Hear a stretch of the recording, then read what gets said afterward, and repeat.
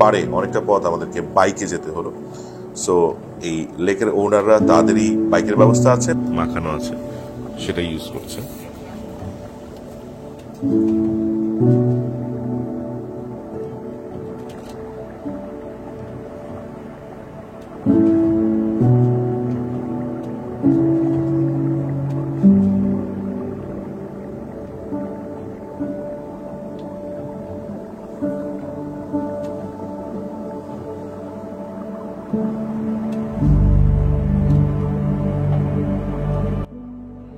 আসসালামু আলাইকুম রহমতুল্লাহ।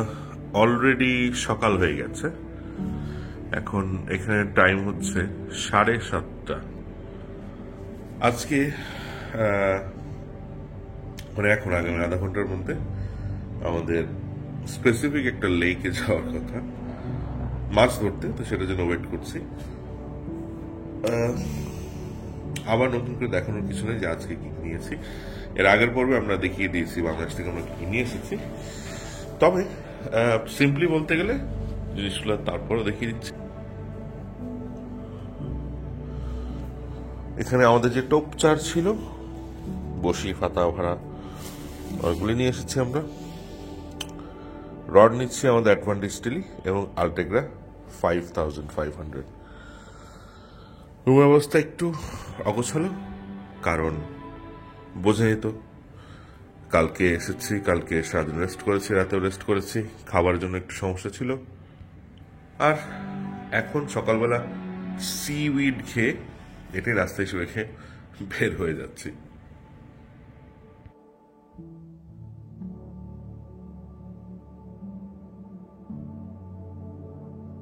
ফ্রেশ হয়ে নিয়ে আমি গাড়িতে চেপে বসলাম। আমাকে নেওয়ার জন্য ট্যাক্সি এসেছিল। ইনফ্যাক্ট যারা অ্যারেঞ্জ করেছে আমাদের আজকের মাছ শিকারের ব্যবস্থাটা, তারাই আমাদের জন্য এই ট্যাক্সিটা পাঠিয়েছিল। সাথে তো আমার ব্যাগ আছেই, এবং এই সময়টাতে আসলে একদম সকাল সকাল ভিয়েতনামের জীবনযাত্রাটা কিরকম, শহরটা কিরকম আইসোলেটেড অবস্থায়, সেটা আসলে দেখা যাবে, জানা যাবে, বোঝা যাবে।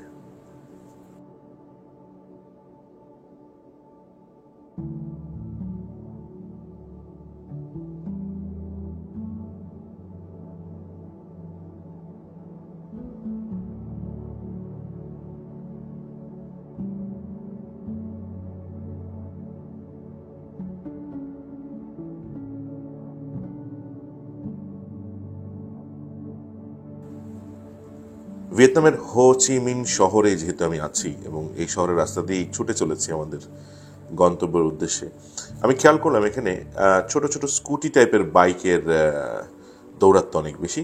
অনেকটা সকলেই এরকম স্কুটি ইউজ করে, পুরুষ মহিলা সকলেই। এটাই তাদের মেইন যানবাহন বলে আমি বিশ্বাস করি। এবং আমরা বেশ কয়েকটা নদী বা খাল বলতে পারেন, আমাদের দেশের নদীর সমানই এগুলো পার হলাম। অর্থাৎ ভিয়েতনামের হো চি মিনের বেশিরভাগ জায়গায় এরকম ছোট ছোট ক্রিক বা খাল রয়েছে শহর জুড়ে, যেখানে শত শত ব্রিজ আছে।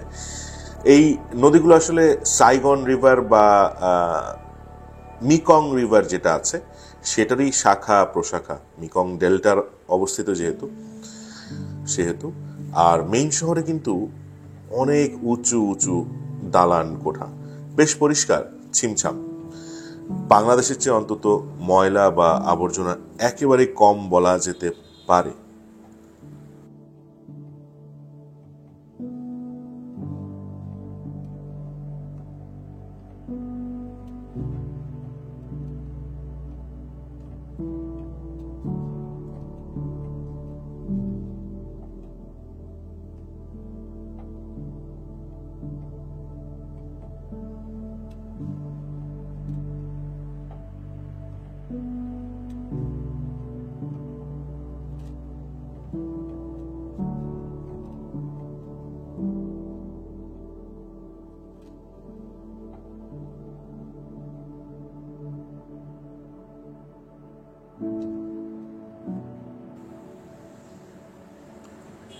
আরো একটি বড় নদী পার করছি, এটাকে আর খাল বলা যায় না। এবং দেখুন, সময় যত বাড়ছে, বেলা যত গড়াচ্ছে, তত কিন্তু জনসমাগম বাড়ছে রাস্তায়। এবং দেখবেন খুব রেয়ারলি আপনাদের চোখে গাড়ি নজরে আসবে, সব কিন্তু এরকম ছোট ছোট স্কুটি।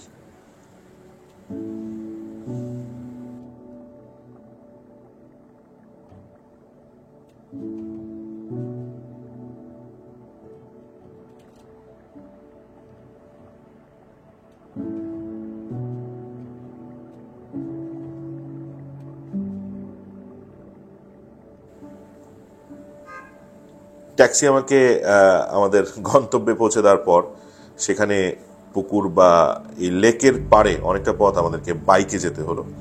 সো এই লেকের ওনাররা তাদেরই বাইকের ব্যবস্থা আছে এবং তাতে করেই আমি আমার পয়েন্টে ছুটে চললাম।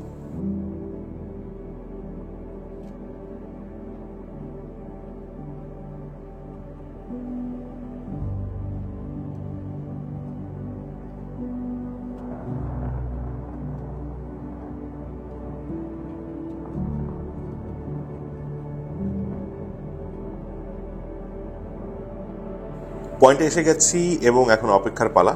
আমি এর আগেই আমাদের দুটো জিনিস আসলে দিয়ে দিয়েছিলাম। তারা তাদের টোপ আমার জন্য প্রোভাইড করবে এবং তার সাথে আমাদের কিছু জিনিস যেন মিশিয়ে দেয়, এবং তার মধ্যে জাফরানি ছাতু ছিল এবং ছিল হচ্ছে সাথে ফিরনি পাউডার পাঙ্গাস মাছেরটা। সেটা আমরা আগে দিয়ে দিয়েছি যাতে তারা অ্যাড করে নিতে পারে এই টোপের সাথে। এবং সেখানে বসে থাকতে থাকতে আমাদের পাশের যে সিট আছে সেখানে একজনের হিট হয়ে গেল।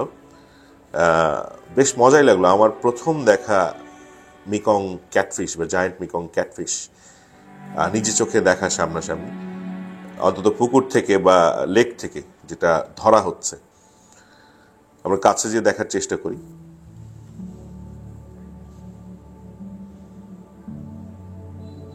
আমার ধারণা মতে 6, 7, 8 এরকম একটা সাইজ হবে ওজনের দিক দিয়ে। তবে মাছগুলো কিন্তু আমাদের পাঙ্গাস মাছের চেয়েও বেশ ভারী হয়ে থাকে।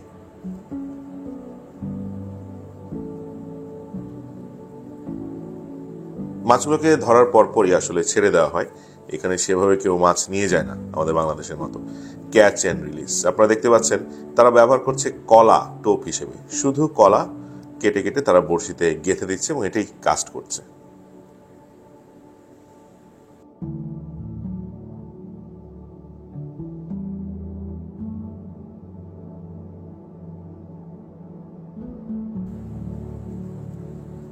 অবশেষে আমার ভাগে যে টোপ আছে সেটা চলে এসেছে। এখানে প্রায় 10 কেজির মতো টোপ আছে, যেটা তারা তৈরি করে নিয়ে এসেছে তাদের নিজেদের যেটা রেগুলার আছে তার সঙ্গে আমাদের কিছু পণ্য তারা মিক্স করে দিয়েছে। এখন রড রিল আসার পালা, ততক্ষণ পর্যন্ত আমাদেরকে ওয়েট করতে হবে।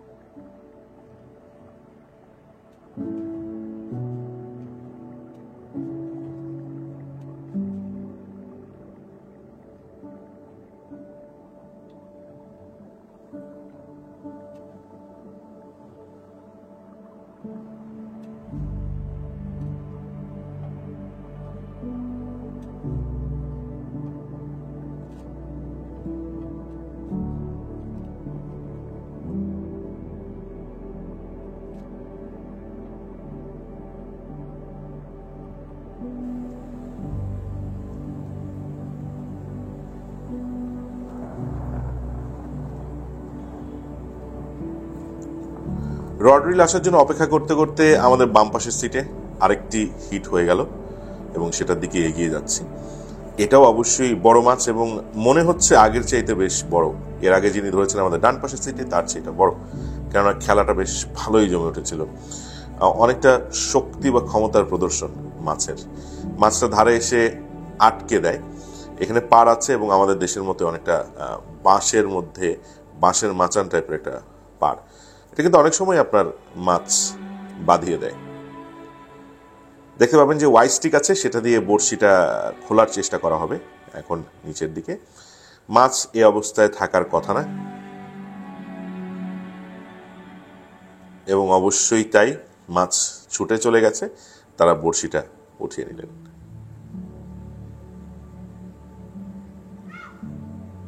অবশেষে আমাদের রড রিল চলে এসেছে। আমার সাথে রড রিল রয়েছে, কিন্তু সেটা আমরা ইউজ করবো না, কেননা তারা অ্যাডভাইস করেছে এখানে মাছগুলো খুব ভারী এবং প্রচণ্ড শক্তিশালী, কাজেই সমুদ্রে ব্যবহার করা হয় সেরকম রড রিল আমরা ব্যবহার করব। এবং আমাদের টোপ বানানো কিন্তু শুরু হয়ে যাচ্ছে, যেহেতু রড রিল চলে এসেছে। দেখুন, বড়শি যেগুলো, সেগুলো কিন্তু আমাদের দেশে 25 বা 26 যে সাইজের বোয়ালের বড়শি, সেগুলো ব্যবহার করা হচ্ছে। যেই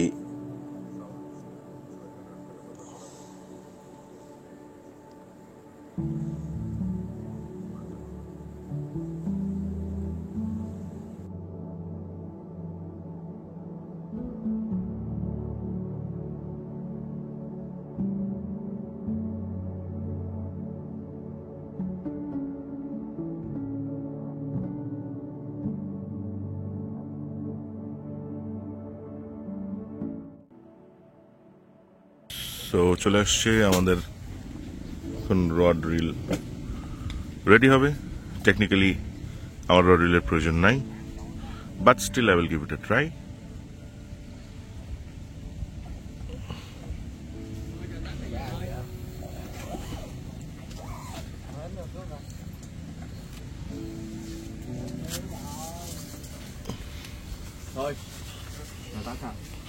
আমরা দেখবো এগুলোর জন্য কি ধরনের হুক ইউজ করা হয়, কি ধরনের বেইট ইউজ করা হয়।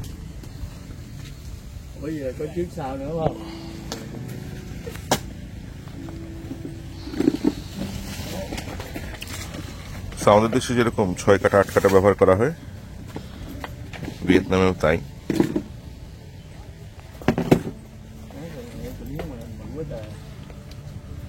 ইন্টারেস্টিং বিষয় হচ্ছে, এটা হচ্ছে নুডলস দিয়ে তৈরি করা, ভাত নুডলস এটা দিয়ে তৈরি করা, তার অর্গানিক জিনিস খাওয়ায়। আর এগুলো হচ্ছে আমাদের দেশের 6 কাটা, কিন্তু বড়, 22 নম্বর 23 নম্বর 27 বোয়ালের কাটা যেগুলো আছে, সেগুলো দিয়ে তারা এই হুকগুলো তৈরি করে। Okay, alright, so this is rice, right? Rice, this is made of rice. একটা মজার জিনিস, এটা হচ্ছে চাল দিয়ে তৈরি করা, এটা অনেক সময় এটা মানুষ খায়। অর্থাৎ আমরা যে ভেজিটেবল র্যাপ তৈরি করি বিদেশে, দেখবেন সেই র্যাপটাও কিন্তু এই জিনিস দিয়ে তৈরি, এটা চালের তৈরি। পুকুরে পানি আনতে গেল, আর এখানে হচ্ছে শিমানো স্টেলা ইউজ করা হবে, যা বুঝতে পারছি।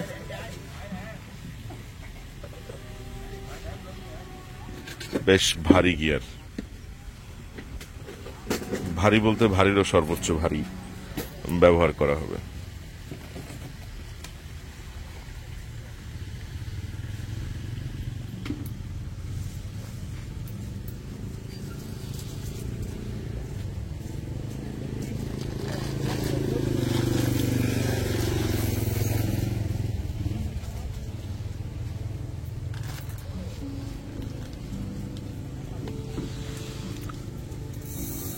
সুন্দরভাবে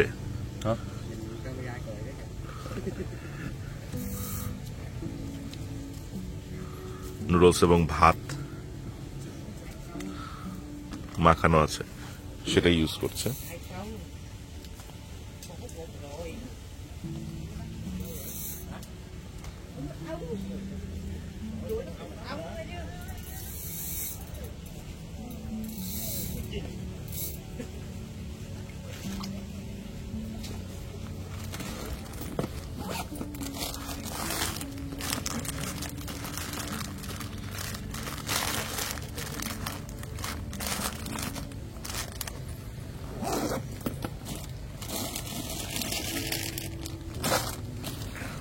বড়শি আরো আছে, ঝুনঝুনি, ছোট ঝুনঝুনি।